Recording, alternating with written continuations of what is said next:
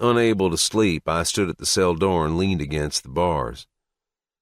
Across cell block, through the high window, the only window, was the full moon, obscured by thin passing clouds, offering the only glimpse of freedom I was sure to have for a long while.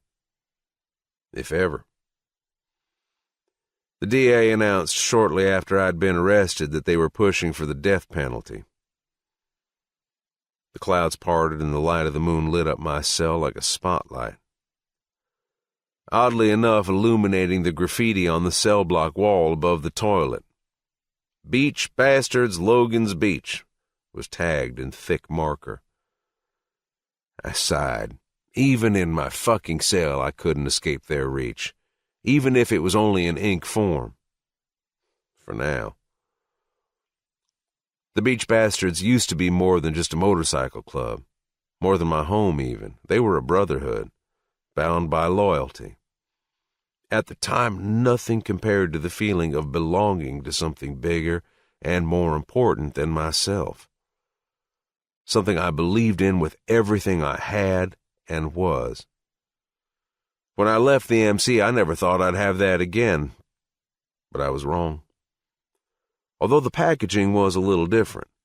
Instead of leather and tattoos, it was a smart mouth and a body I wanted riding my face every fucking second of the day. When I was a bastard, I'd lived and breathed by a code, the very foundation the MC was built around.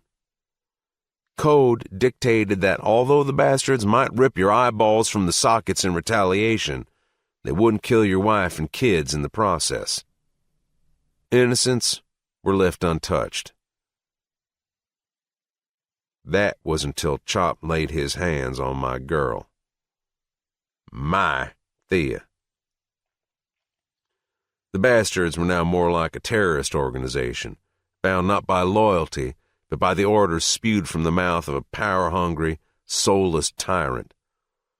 My brothers used to be soldiers, but somewhere along the line they turned into nothing more than obedient dogs, tethered by Chop's very short leashes. The kind of thugs who do the dirty work, tag cells while they're inside, and contribute little more to the overall good of the club. There was no more good of the club.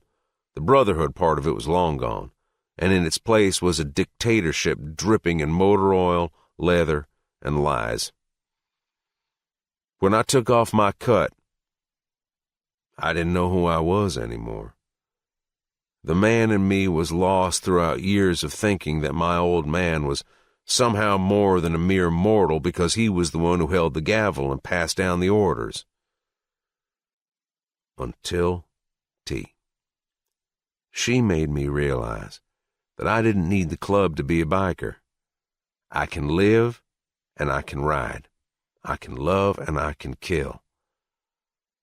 It was both the man and the biker in me who was going to put a bullet in Chop's skull and end this shit, because I knew he'd never stop until I was in the ground. "You first, old man," I muttered to myself.